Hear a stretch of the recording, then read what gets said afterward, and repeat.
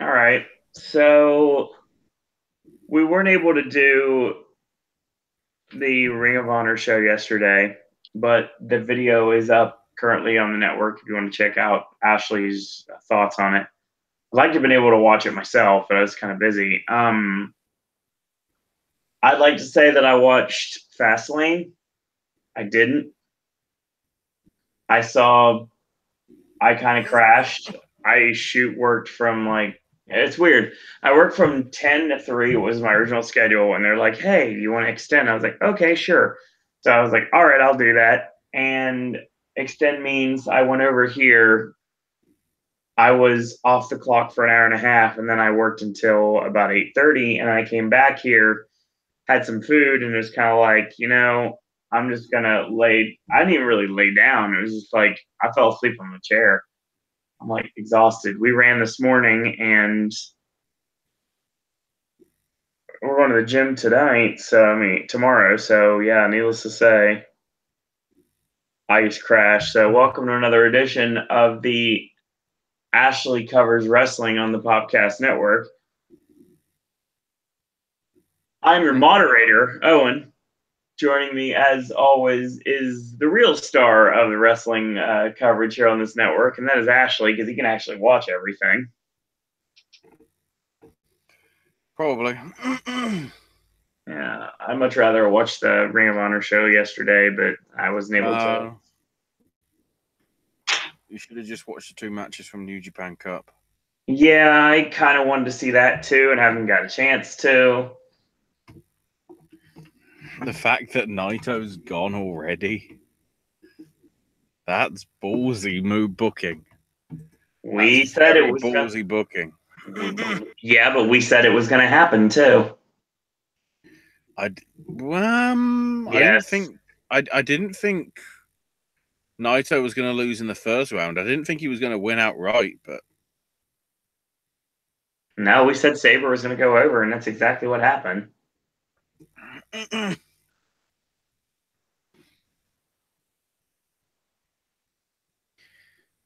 I'm just happy that I literally called Berry the drug-free bear. It was pretty obvious, but I like the way they did it.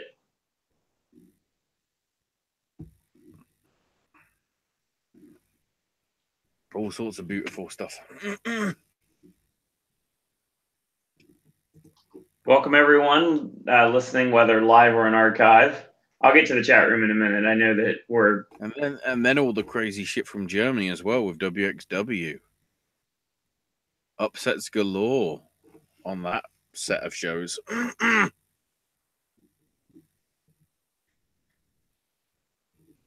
And then Fastlane happened, which I can't say was predictable, but some of it sort of was. And some of it was sort of not in a bad way. Speaking of the pre-show, so it was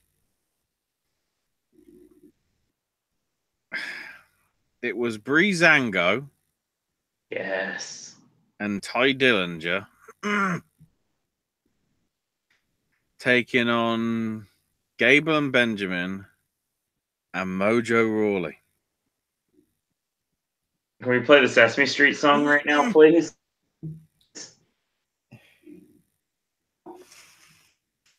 Well, no, I was trying to find the other clip.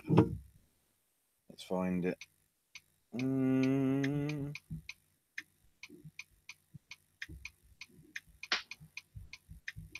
Let's find it.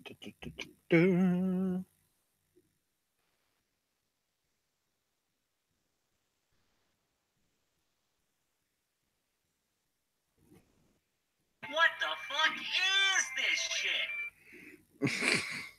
Yeah. An oldie for the goodie. It's just, it was. It was a thing, It wasn't even great because some of it just felt like something you'd stick on Superstars. or main event. And Dillinger, well, the most important thing for you, Owen, is Dillinger pinned Mojo after a super kick and a knee to the face. So, you know. Yeah, good. Mojo's Mojo, down. we wish you the very best in your future endeavors after WrestleMania. Well, no, because that means the 12-month curse will be over. So, in theory, he'll be good. The problem is who wins the next tournament, as in who's the next to be cursed forever. God. I don't know at this point. So the most important stuff is we opened with Nakamura versus Rusev. There we go. Aiden did a Hamilton-style rap. Nice. Rather than a general song. He did the song as well, but Nakamura was over. There was like Nakamura, Rusev Day. This crowd was into it.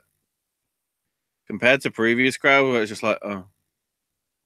Then again, for later incidents, it was, oh. Rusev tried to get on the accolade, but Nakamura managed to get out of it. Kinshasa to the back of Rusev's head, and then a regular Kinshasa. Got Nakamura the win. Not a surprise.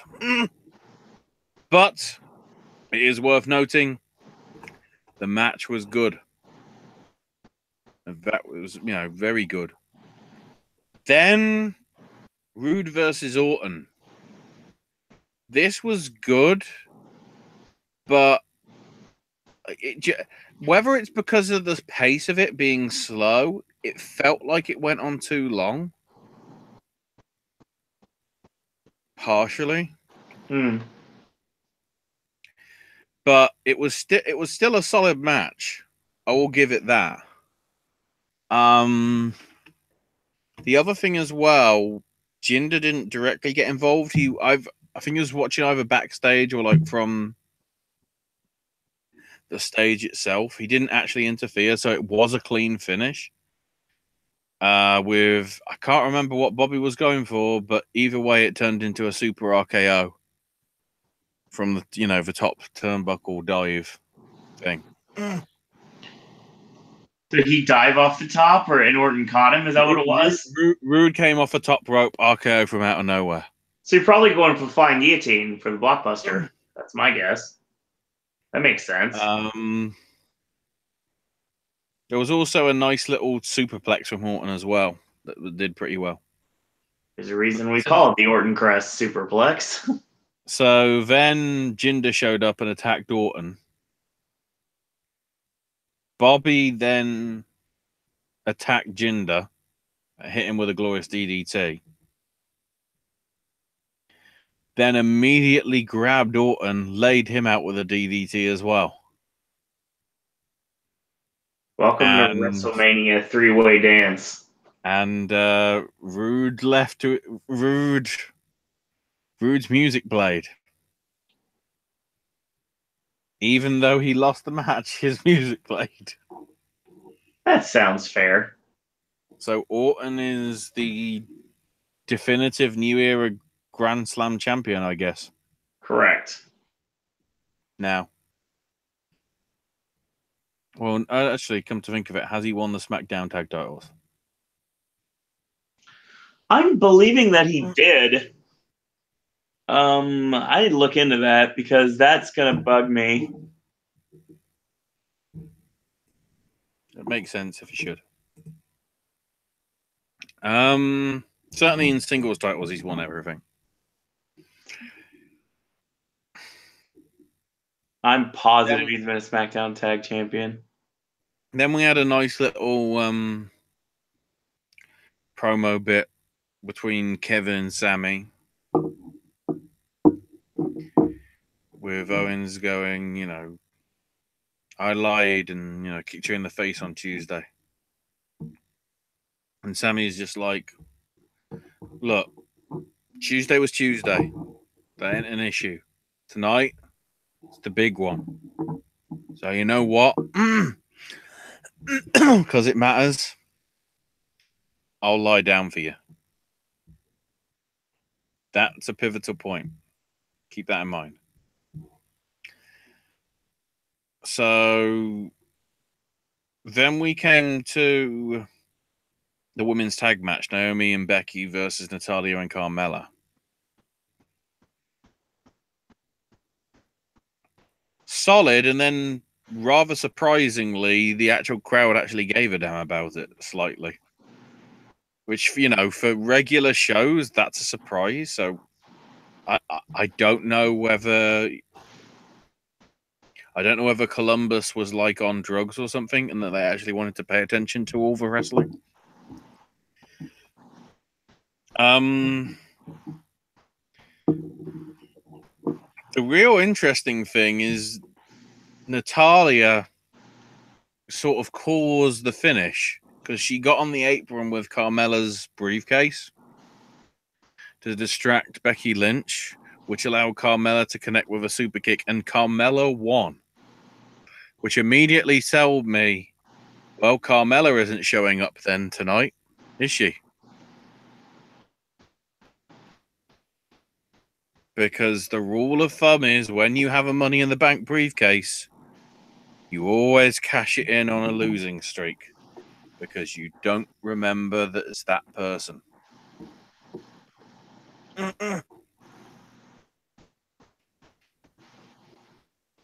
Then we came to the tag title match between the Usos and New Day. This was good. You know, Kofi and Xavier and versus, you know, the Usos. Loads of great spots and everything. And then nearly 10 minutes in, the match became a no contest because the Bludgeon Brothers just showed up and destroyed all of them.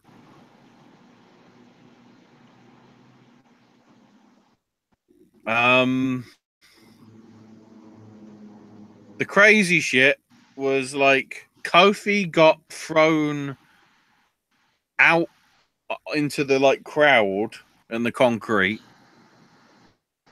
Big E got leveled.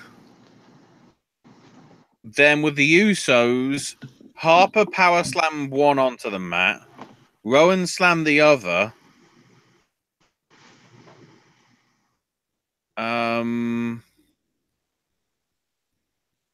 Rowan then slapped the shit out of Harper.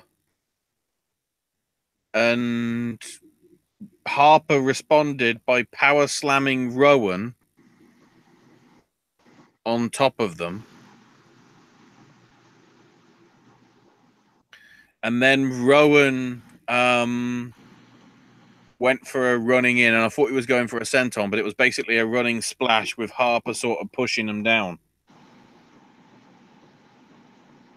Then Xavier nearly got sledgehammered to death, but he got out of the way.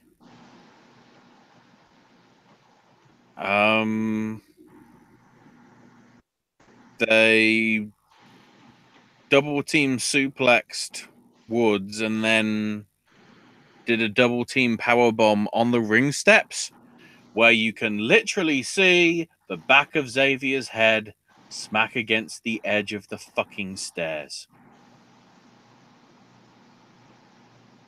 I hope he's okay, because the way it was presented when all the stretcher bearers came out was, we've got a fucking Droz situation.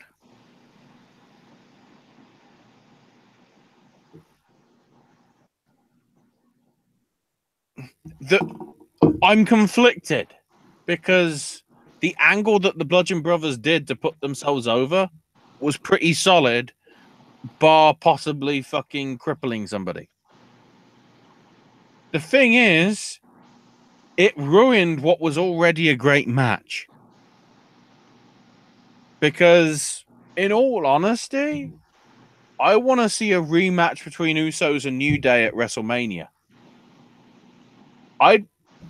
Because we never got it tonight. If you had it tonight and had, like, the winner win and then get laid out afterwards by the Bludgeon Brothers, that would make so much sense in terms of build-up. Now, it's already looking like Usos versus New Day versus Bludgeon Brothers. What's with this thing about WrestleMania this year? It looks like it's going to have a ton of three-ways. Well, yeah, because who knows what the fuck's happening with Braun. God, yeah, don't get me started on So that. that could be a triple threat. The IC title is going to be a triple threat. Yep. The tag title is going to be a triple threat on the SmackDown side.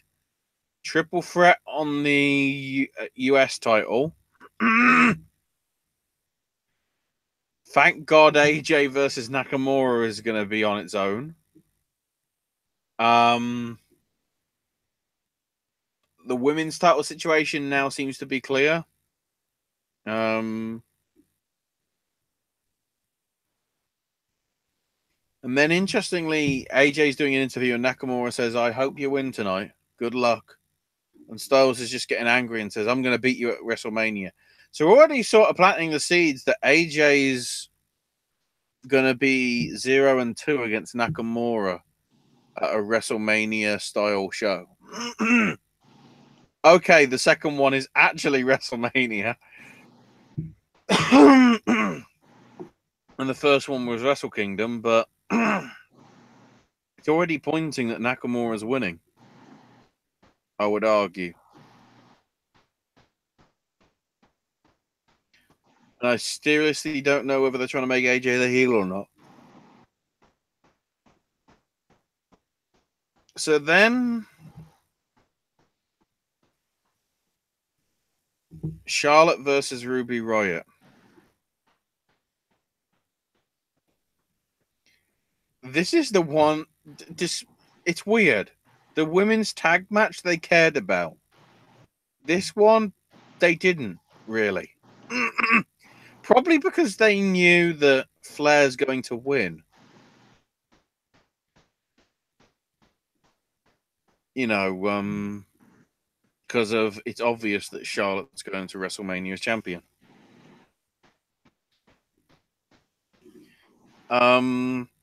There was a mix of stuff that was pretty good and then stuff that was a bit sort of, you know, must try harder style stuff.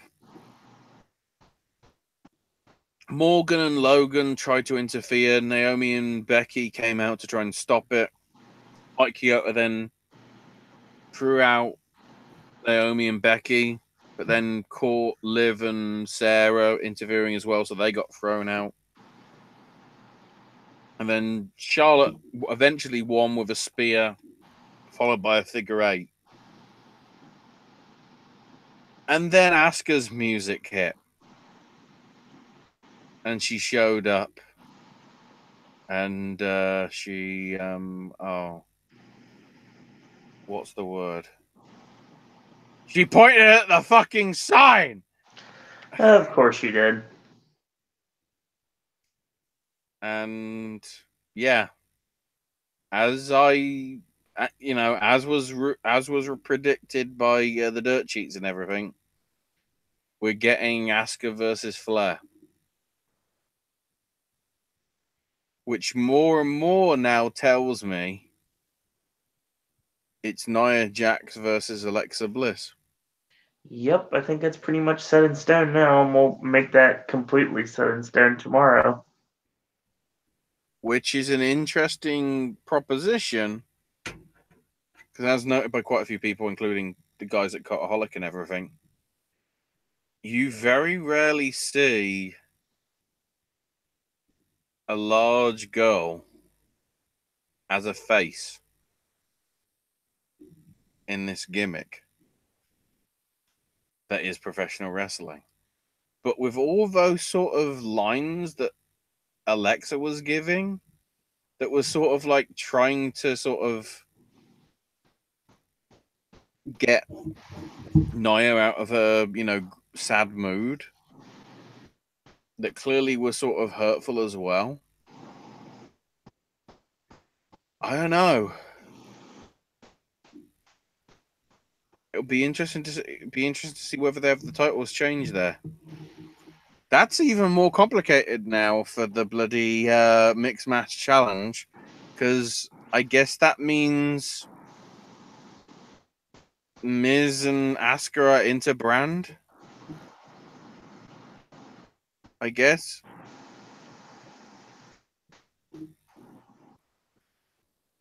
So then we had the 6-pack challenge, which was a very nice, solid match with too many fucking people in it.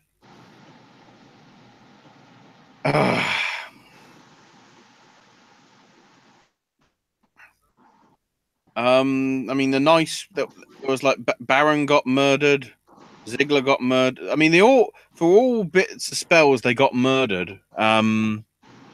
Cena put AJ through one of the ringside, announce tables. We also had the nice little bit when Sammy laid down for Kevin. And Kevin was sort of still trying to come to terms of, what do I do? And then, rather than try and just directly pin him, he picked him up, and then Zayn rolled him up with a small package attempt. Part of me wonders if Kevin had actually tried to just pin him, whether Sammy would have done it. Because it was only sort of when he picked him up, rather than pin him, that it resulted in all the crazy stuff.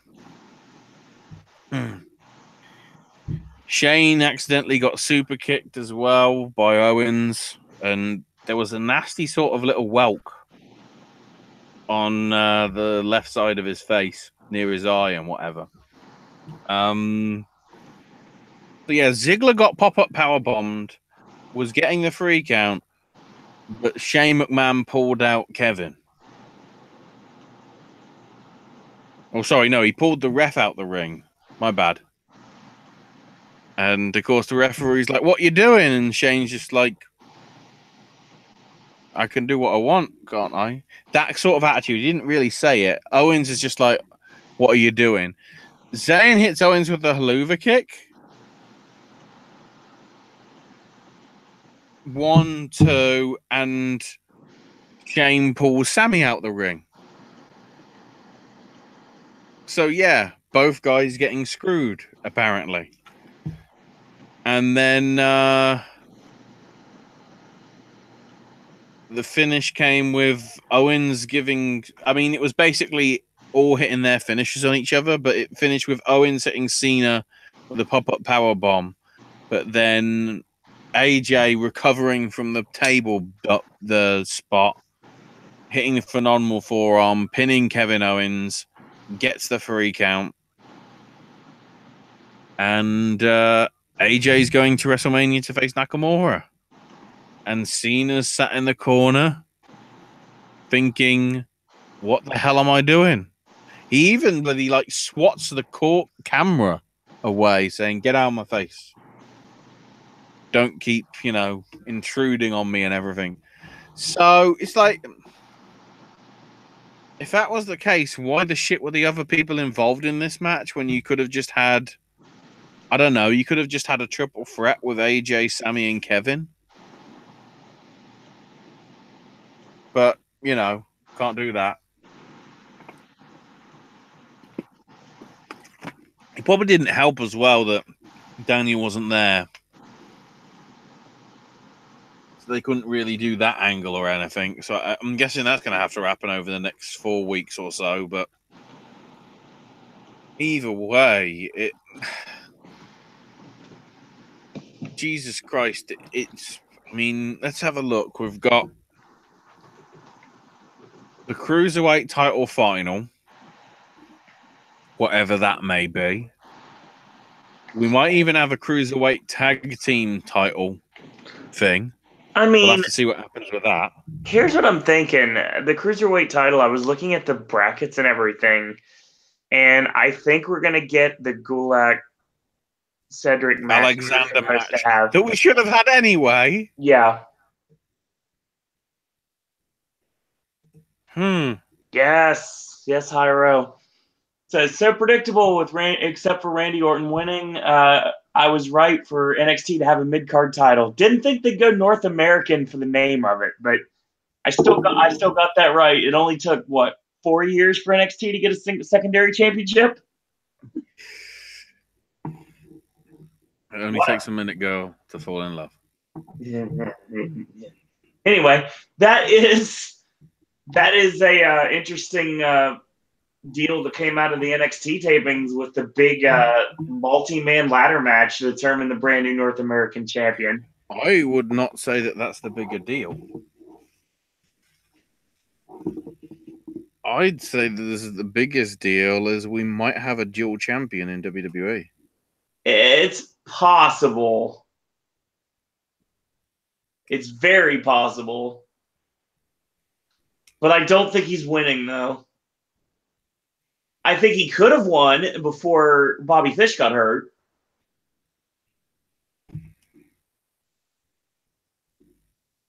But I don't know. I mean, I think there's a lot of good options to go with on that match. Well, realistically, you've only got 3, haven't you? Maybe.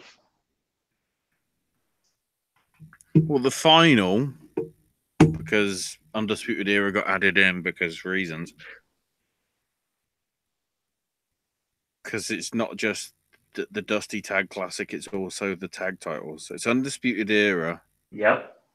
Which I'm guessing, depending on injuries, probably now going to be Cole and it's Cole and O'Reilly. Yeah, that's confirmed. Taking on Authors of Pain. Yeah, whatever. And Strong and Dunn. Yeah, it's such a random team. That's why I want them to win. As much as I hate to say it, I wouldn't be surprised if they put the Authors over. Why? Because they're going up, aren't they? You'd think so, but who knows at this point? Who the fuck are the Bar facing? Bray Wyatt and Matt Hardy. No, I'm talking like tag teams. You heard just as well as I did. The team that's going to face the Bar is not a team that are currently together. Yeah, I'm looking for tag teams. This is a tag division. Then again, the bar started off as a fucking terrible angle. They're facing 2 singles competitors that are not a tag team. That makes the most sense to me.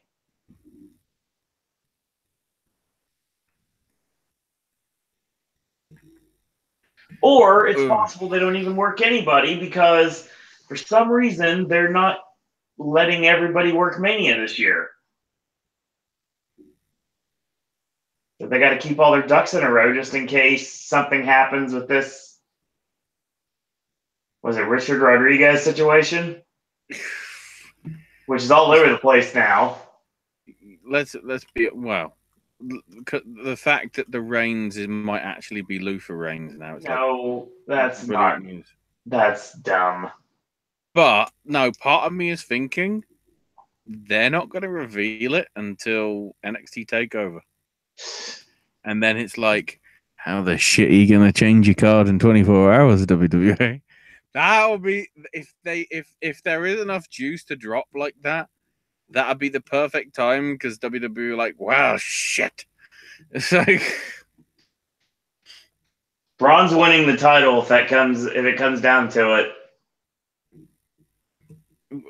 Braun should win the title anyway. I agree, and I never thought to say that. But yeah, I agree. I somewhere, whether it was on social media or the message boards I look at, they put up an interview that Braun did for the local media at where were they on Monday? Just gone. I did not watch Raw, so I have no idea. Raw, March 5th. I mean, just the stuff that Braun's done with Alexa Bliss is enough to make me want to see them do more with him. Yeah, I want to know where. I don't want to know fucking how. I'm just getting Milwaukee. So I can't remember whatever it was. It's wherever they were in Milwaukee. Okay. Couple questions from Hyro in chat. But the local he did the interview with the local media. He's more charismatic than Roman, just in general, not just actually on promo work, just in general. Brilliant. It's like he's actually naturally got over. And also, unlike Roman, he's like a non-wrestler that actually learned to wrestle, given what, obviously he doesn't have to do all the shit because of his stature and everything. He just does the sort of big sort of power move stuff, but he's doing it better than most have ever done. That's why he needs to be your Universal Champion on April the 9th on Raw after Mania.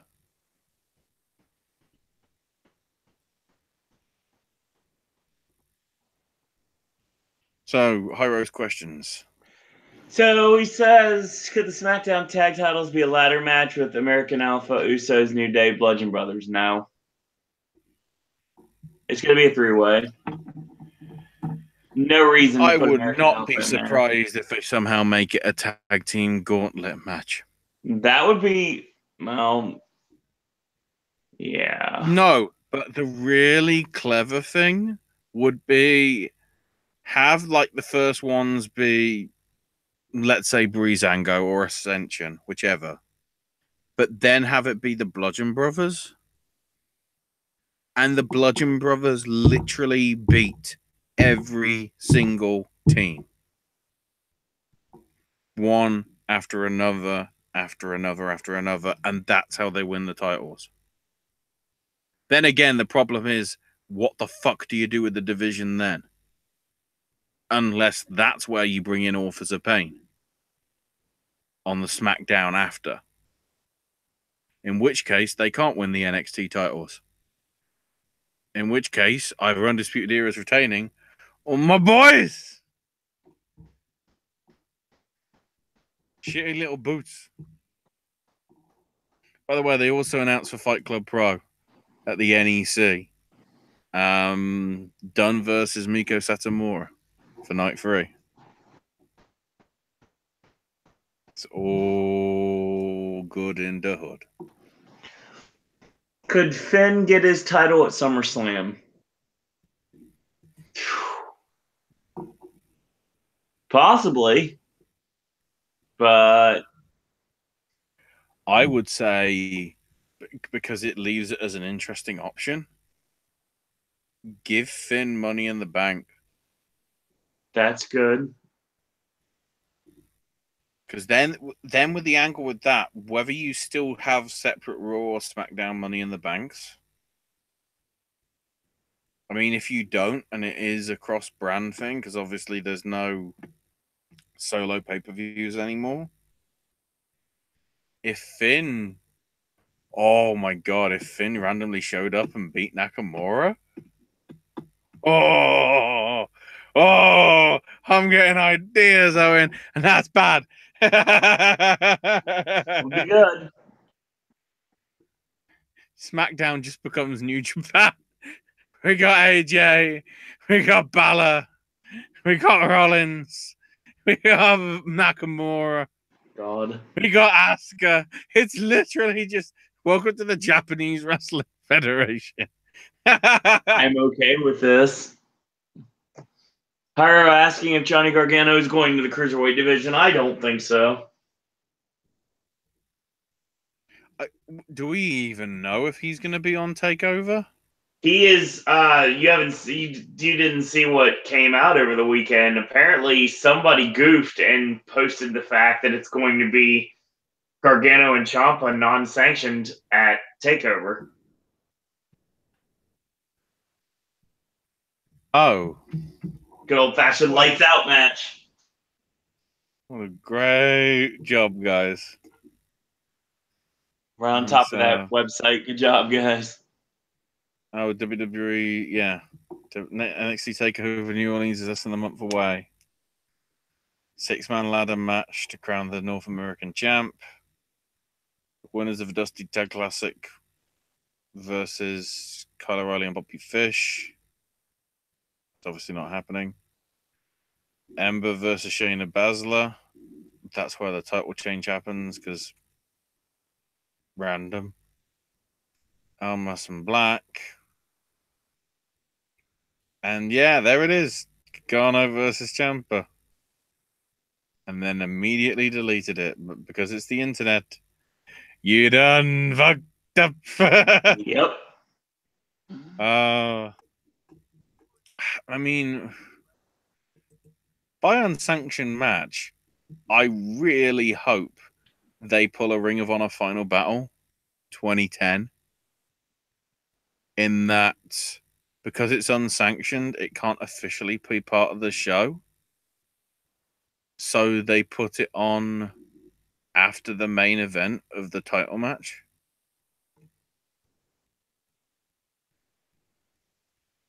And obviously you can't go as hardcore as Kevin and Generico did back at Final Battle. But if it's unsanctioned, it's like, well, it can't be officially part of the show. Yeah, they'll make a big deal about the fact that it's like they signed waivers because they hate each other so much that WWE and NXT are not responsible for anything that they may do to each other, and they both knew what they were getting themselves into.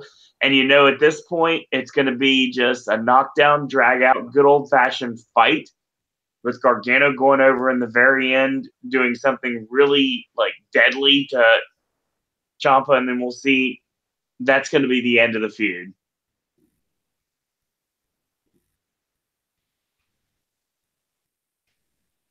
It's not a wrestling match, not even close. They haven't built it up like that. It's got to actually just be a straight up fight. And it would make sense as well for it to be the last match on the card because of the whole completely agree angle that Ciampa's done, in which as soon as you see that graphic come up saying copyright WWE, don't turn off. I mean, here's the thing. It's like you could go old school, like vintage old school, and go right after the main event's over. Right after. Do we have who's Almas's opponent for TakeOver? It's Aleister Black, isn't it? Okay. That's where you probably do the title switch there too. And then I would just turn the lights off in the building and go like old school, lights out, non-sanctioned, and there must be a winner between the former DIY, and I think that's exactly what we do. What's next for Cena? Oh, sorry. One Triple S, welcome. Ember moves up. She has to beat Asuka. Yeah. No. It's not right away, but it's something they'll probably do. I'm thinking if Asuka wins, whether Carmella immediately cashes in.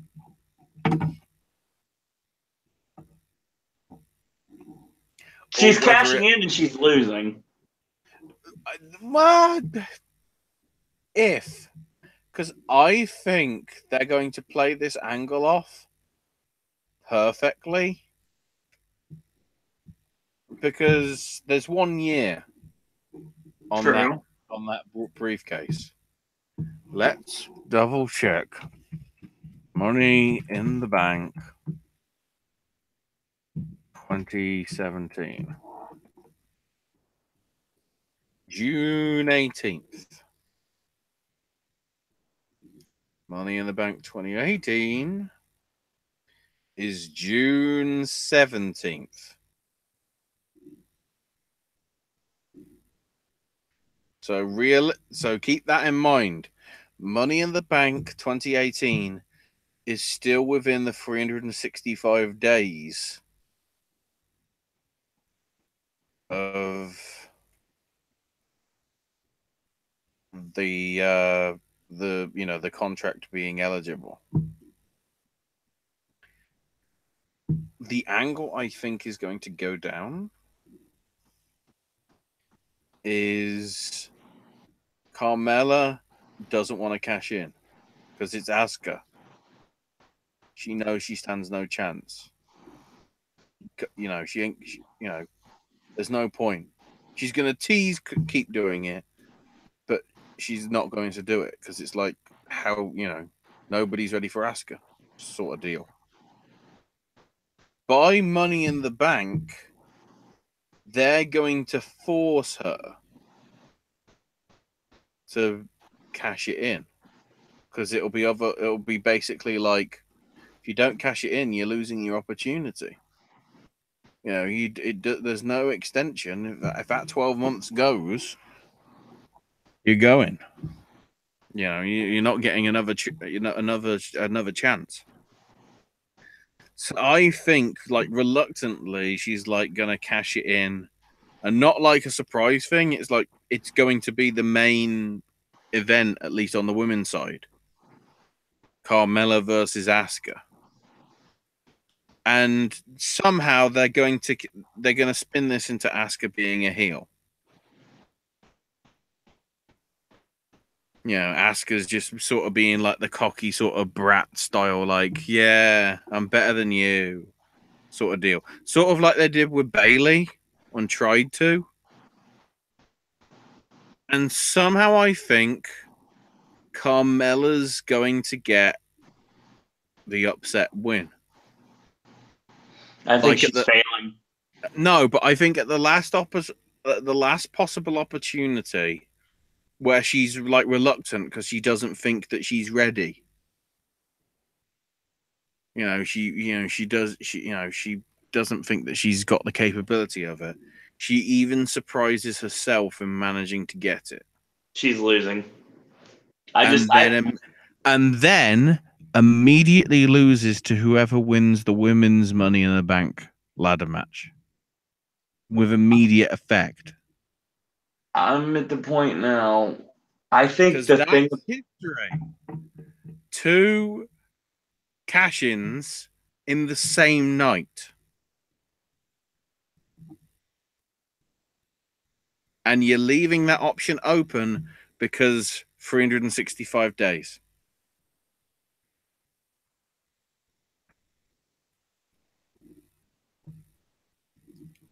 I think that could be an interesting way. I don't think Carmella's cashing. I think she's cashing in. I think she's going to lose.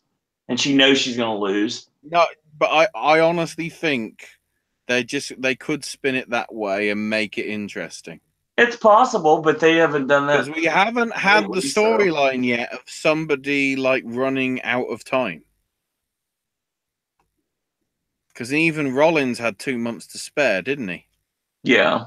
When he cashed in his. And obviously Dean cashed in his Money in the Bank the same night, a la sort of Kane back in 2010. We haven't seen 2 cash-ins on the same night for the same title, which could be an angle that they go. But I just think we could actually have this angle of the time literally running out. I wouldn't waste it on Carmella. But the problem is you're establishing the fact that, I mean, you already have established because of the whole James Ellsworth stuff that she sort of really shouldn't have won it. Right, of course. So already you're sort of like you're undermining her by saying she's the ultimate underdog because she shouldn't have had that briefcase in the first place. She's going to get absolutely murdered. And, even Carmella herself will be under the impression of, yeah, this is beyond me. It's beyond my pay packet. There is absolutely no way that I can beat her. And Asuka's just going to go like, yeah, and what are you going to do about it? And that's where somehow they'll turn Asuka heel. Because Vince just has an obsession with foreign heels because the Americans can't be heels. I'm just leaving it as a possibility to do something different.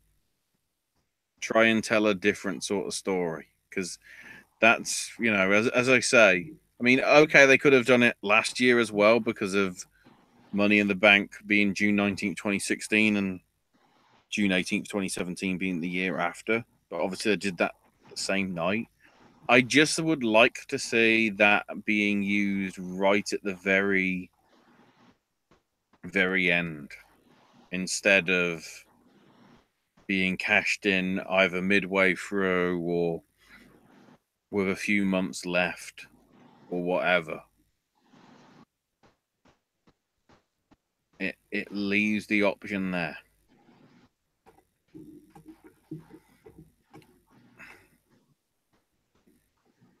Any more questions from Ira? Oh, that was a long-winded thing, but that just came to mind. I just think that'd be an interesting angle to go. And one I Triple don't S. think they'll be ballsy enough to do it, but we'll see. One Triple S is on your side here. Says can't have both Money in the Bank winners to lose, or she has to win. I don't think they would waste her because they made her go through 2 ladder matches and have it for a year. That's exactly why she loses. Because it makes sense for her not to lose, and that's the reason why she loses. Yeah. Getting distracted by Chuck Taylor's tweet going, "Hey, Cena, team up with me against Kenny and Bushi at the WrestleCon show. The internet would love it. Also, check out this picture, which is just him being weird in Japan." What's going on with Cena? We got to expect either Undertaker or Mysterio to show up this week because they kind of have to. They have to build to something. Yeah. I mean, hell, we don't even know what the status is with Mysterio yet. Nope. Yet alone for the New Japan show in a couple of weeks.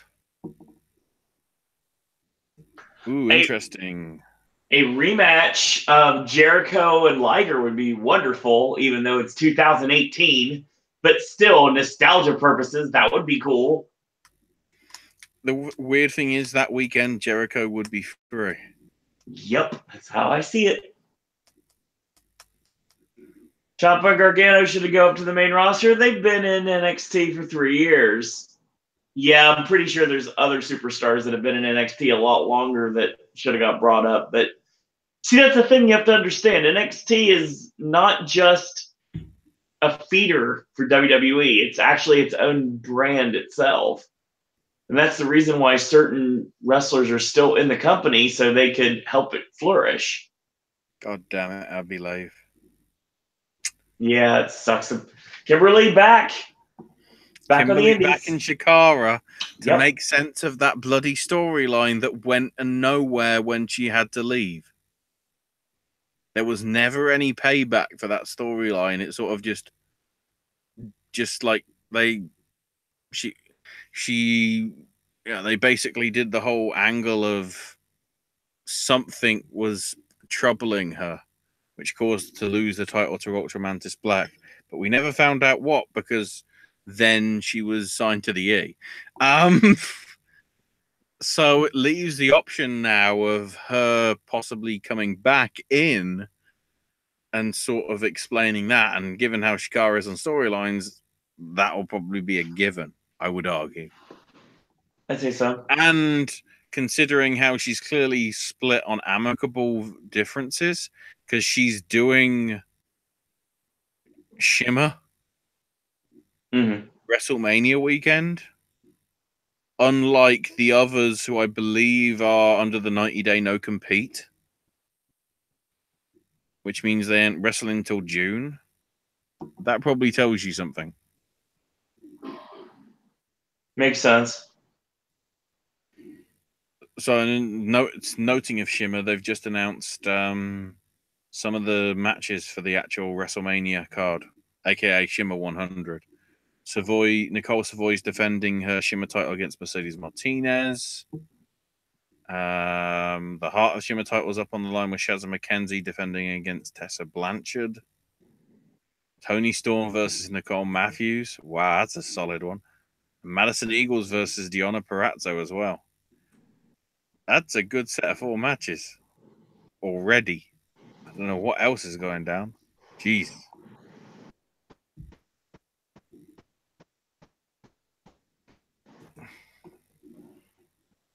Also random. Why the hell is Joey Janela referencing LimeWire?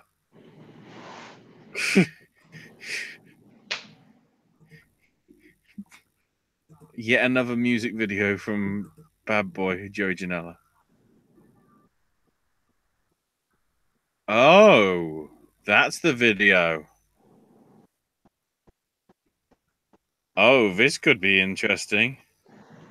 Joey Janela's Spring Breaks just announced Nick Gage versus Penta El Zero Miedo. Oh boy. Manly man.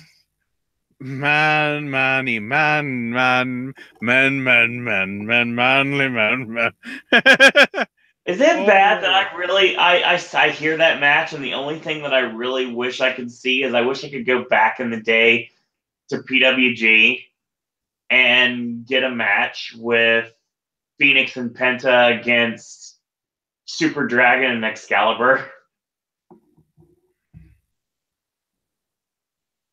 I mean, technically, it could still happen with Super Dragon. Oh, that'd be great. Why is Super Dragon and Penta not happened yet? Seriously.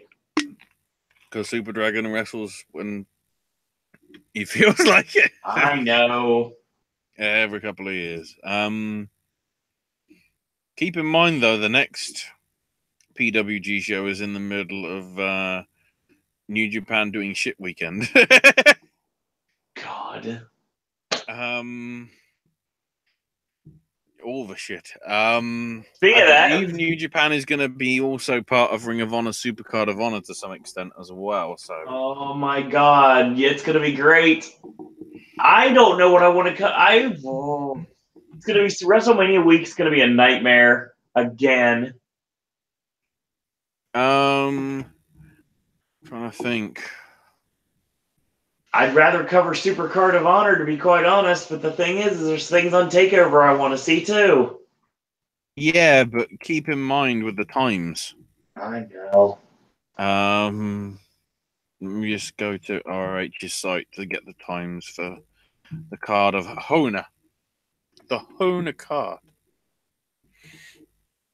So I'm trying to bring up the whether we've got a little chart as to what's going on. Also, interestingly, Mandrews is only doing progress. Nothing else.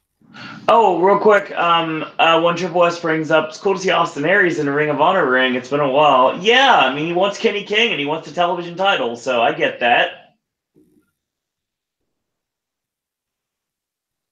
So real quick, Ashley, I do want to mention something. I'm not sure if you're aware. There's some new shirts that are, I always bring this up. New shirts available on Hot Topic right now. Juicy. Yeah, we've got the Jay White shirt I haven't seen yet. It's not available currently. I will say that right now you can get a Will Ospreay shirt, you can get a Tetsuya Naito shirt, and the new gold edition Marty Scurll Villain Club shirt. All of them will very soon be in my closet, so no worries there. And the Okada shirt, which is out, and it's also not available yet. It'll be the first New Japan shirts I've gotten that are large sized. WCW Thunder might be showing up on the network. I saw that right after I get rid of the network too. How appropriate.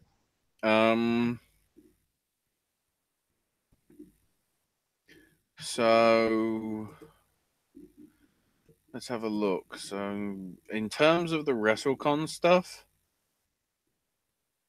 I can't remember what dates these are, but we've got the Wildcat Wrestling Show, Yeah, which is Luke Hawks' promotion, I think.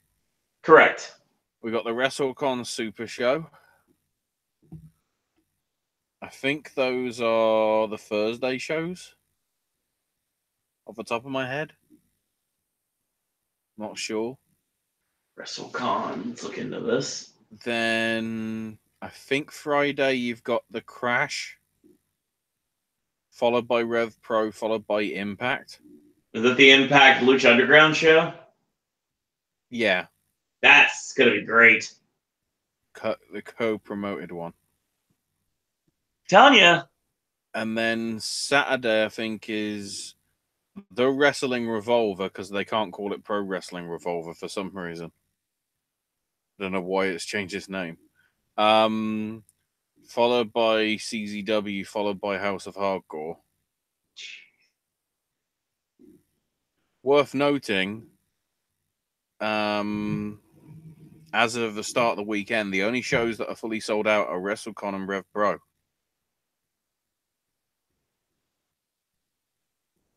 Interestingly.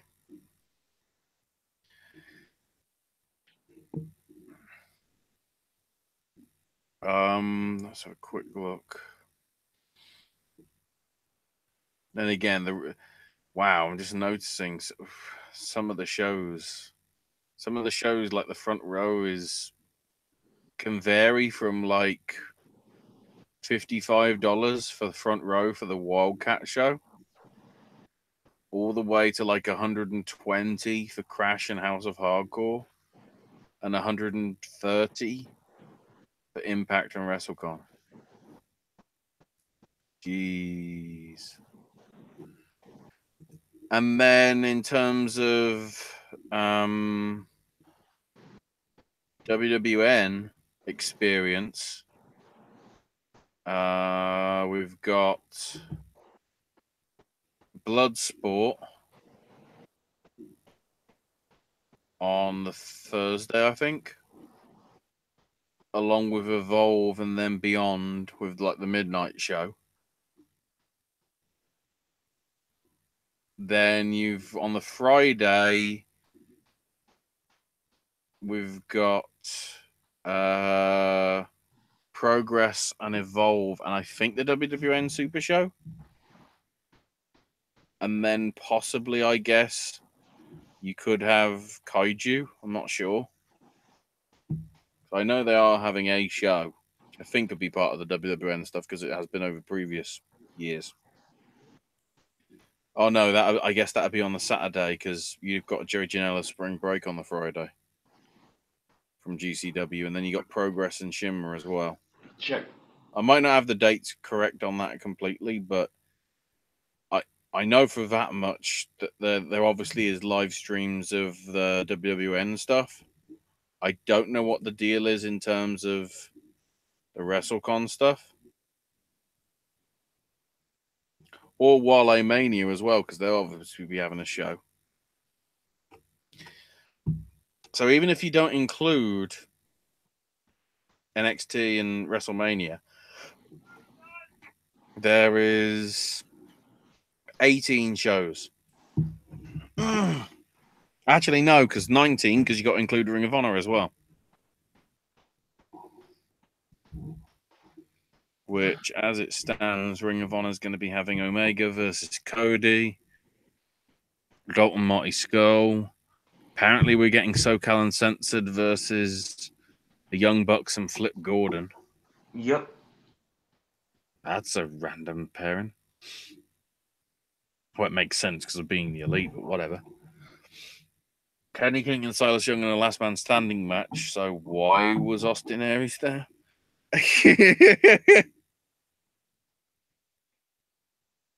That doesn't fit. Ibushi versus Hangman Page, and Ishii versus Punishment Martinez.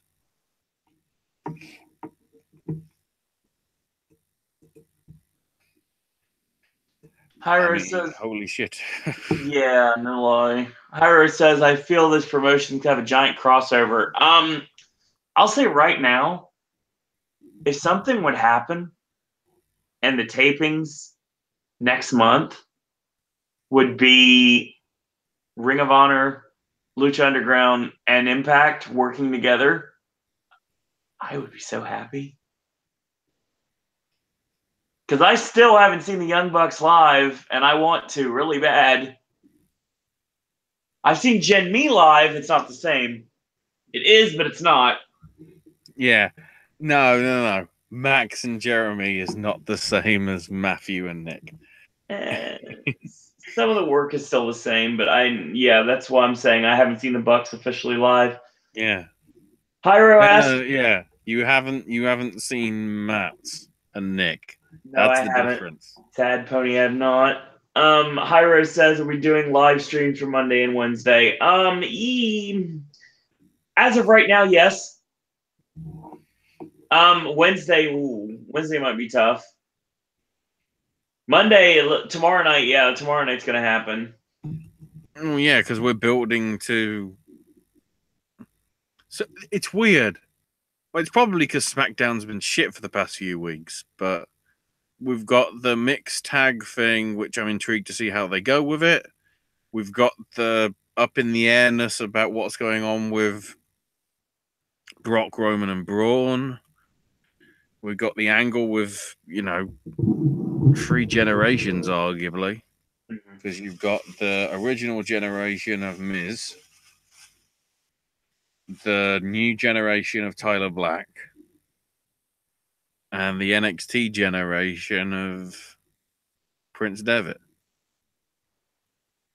It's sort of 3 different eras because okay, Seth was first FCW champ. NXT champ, but he does come from FCW. So you've sort of got the 3 different eras there, if you will. You've now got whatever they're going to do with Alexa, which I'd say clearly is Nia. We've got to establish what's going on with the bar. Who knows when the Ultimate Deletion is going to show up? So I don't think it's tomorrow. It's the Raw after WrestleMania, is my guess. Well, no, but that doesn't make sense because then how do they become a tag team? Yeah, fair point. So realistically, it'd have to be in the next few weeks. It'd be a random Raw in the next couple weeks.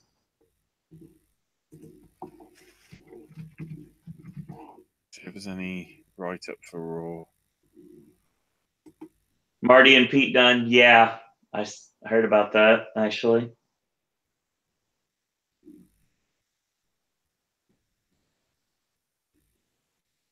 Okay.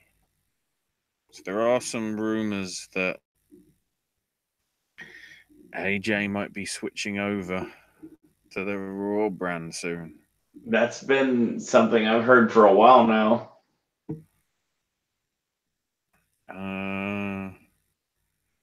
Raw's in Detroit tomorrow. Little Caesars. Doopy. But there's no actual notes as to what the shit's going on tomorrow. So we'll see. Another one of those Ashley shows where Ashley covers the show and I basically moderate the show because I'll probably pass out during it. I'll try and wake him up if there's interesting shit.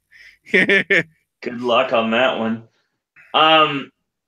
Winter Boy says, wait, Bray and Matt became a team. What about Jeff? Here's the thing. I don't know if Jeff is ready. I don't think he's officially cleared yet, unless the reason why it was hinted, I think it's Pete Windsor said it, that the team that faces the bar are not currently together. It's because Jeff's been on the shelf and they're going to face the Broken Hardys. That's possible. Mm-hmm. That's very possible, actually. Woken Matt and Brother Nero, absolutely. I could see that. And Bray Wyatt, again, it's like a new age version of the Brood. Can't beat them, join them. Unless somehow Jeff gets. What if Jeff gets dunked again in the water of rejuvenation? That's possible. I'm really interested to see how Ultimate Deletion is going to go out. Because if Borash was in charge of it, I think that they're actually going to do it right. But the problem is, WWE's way too cinematic. And sometimes that's a good thing. In this situation, it's not. No, they'll just put graphics on the fucking screen because that's the new angle. Would love to see Cena in NXT. Yeah, that'd be interesting.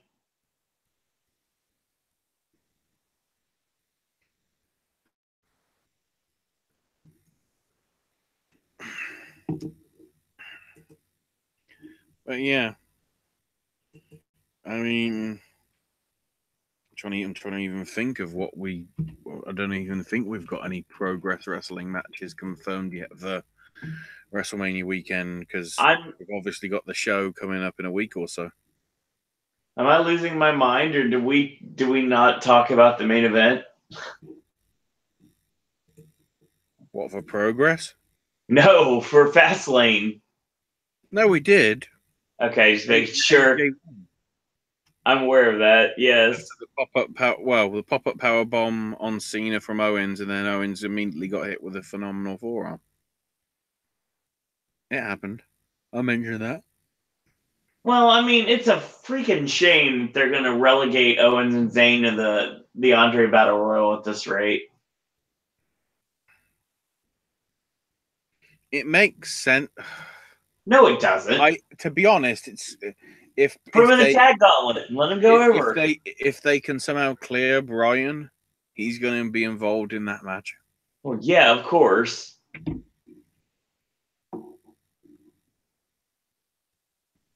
Talking about Rich Swann retiring.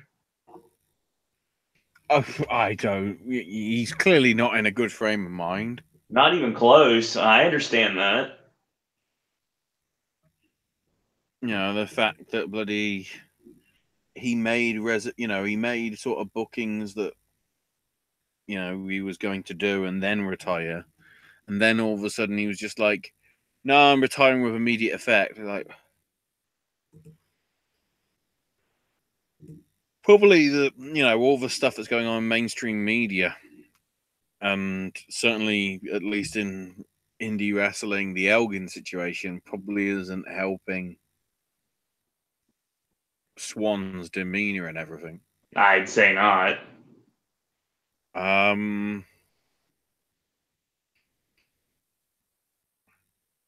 I guess he wouldn't want to sort of be in Japan long term because he was doing plenty of stuff for Dragon Gate Japan. So he could base him out there for a bit to see if he wants to get back into the love of pro wrestling.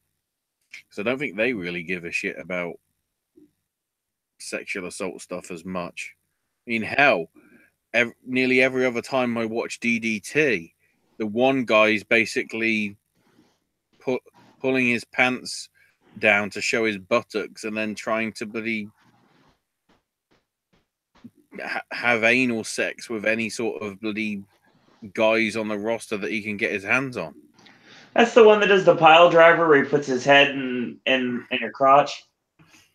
Yeah, but then he also gets them because they're laid out at the end and sort of air humps them as if he's having anal sex with them. Dansuke Dino, I believe is his name, something like that. I don't know. They actually brought him in for they brought him in from it was one of the WrestleMania weekends. They brought him in for a couple spot shows. So all the titles going to be at Mania. Would be nice. Maybe.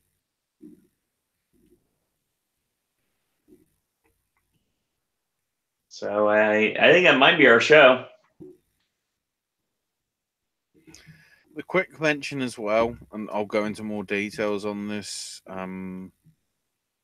over the, if I do the indie wrestling one this week. Absolute Andy from out of nowhere won WXW 16 karat gold with like 3 surprise wins over the 3 days, 2 of which were in the same day. So, pretty crazy shit. Also, the interesting angle came with the main event of night 2, which is the match for the WXW World Title, because there's a stipulation for the match, you see, that Walter can choose, and it doesn't matter what it is. It's Walter's choice.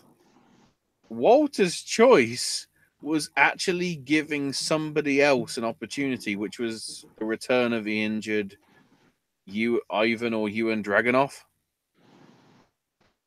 So Walter wanted his match to not be a one-on-one match. He wanted it to be a triple threat. Bit random, also rather touching because he did it, to help out his, former countryman and whatever. And Dragunov won, I think. So there's some interesting stuff there.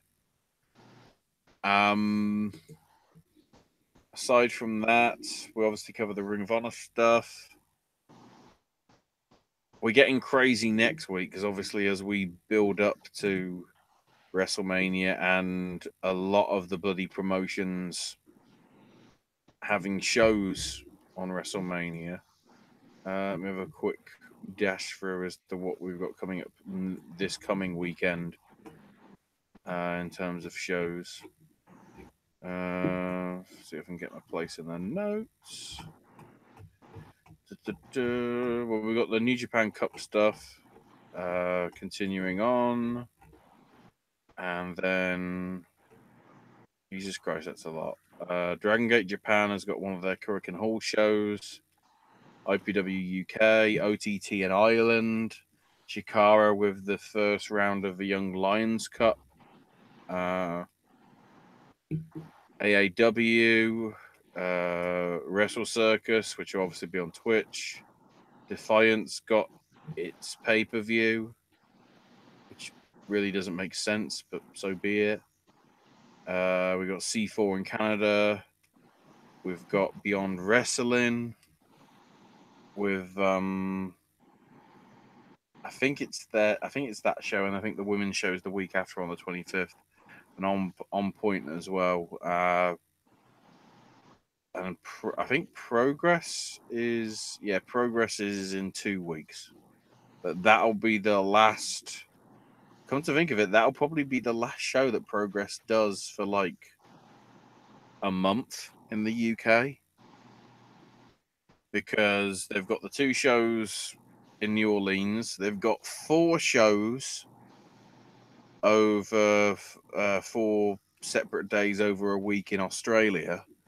And then at the WXW shows, they actually announced they're doing a triple header in mid-May, straight after the Strong Style 16 tournament in Germany. So, yeah, Progress is going to be very fucking busy for the next 2 months. In a good way, I think. Okay. What happens to the UK now that there is a North American title? Hopefully not a unification. No, not unification. Who knows? Still got to work out what's actually going on with this. Yeah. But, we'll see. Hyro says, haven't seen the cruiserweights on Raw lately. Is it just going to be separate? 205, they're building up big time, even though no one's watching it. They seem to be building it up as a separate thing now, yeah. Yeah, definitely. The cruiserweight experiment is gone. Especially because if you're building towards 6 or 7 matches anyway.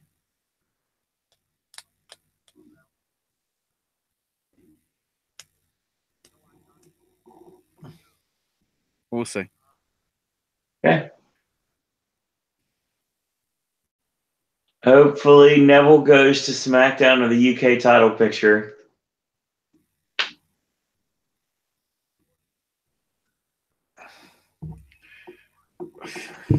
Or could just the UK title be part of 205 Live because it just becomes a separate brand, not just dedicated to cruiserweights? So that basically, it's literally Triple H's promotion. It's just cruiserweights and British wrestling, which may or may not intersect at various points. There you go. Ooh. All right. Well, I think that's our show. So I want to thank everyone for joining us tonight. Thank you, Hyro and 1SSS. Everyone that was not commenting on chat but did listen, thanks everyone for joining us. We'll be back here tonight for Raw. Wednesday show is preempted, so I guess Ashley will cover independent wrestling this weekend. And Snack Stash returns. AJ's movie reviews and versus return this weekend. Sip and Snack will return this weekend. And more importantly, Ashley, where can we find you on social media? I'm on Twitter. Ash is my name, UK. Okay. Follow me on Twitter at Sir Owen Disney. Follow the network at Popcast Network. Check out our Facebook fan page at Popcast Network. And that's going to be your show. So once again, in a world where there are a billion wrestling podcasts, does AJ watch WWE? No. 1SSS. Technically, AJ used to watch WCW. Has watched WWF in the past. Has watched a little WWE in the past. But the only time he ever was watching it was when it was on whenever he was over at my old place.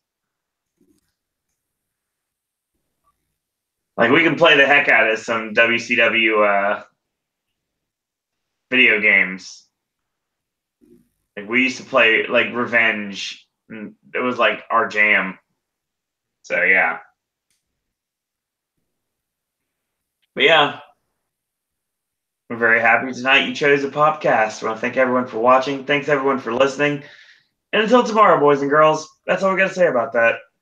So, hands up everybody that wants to see AJ versus Nakamura.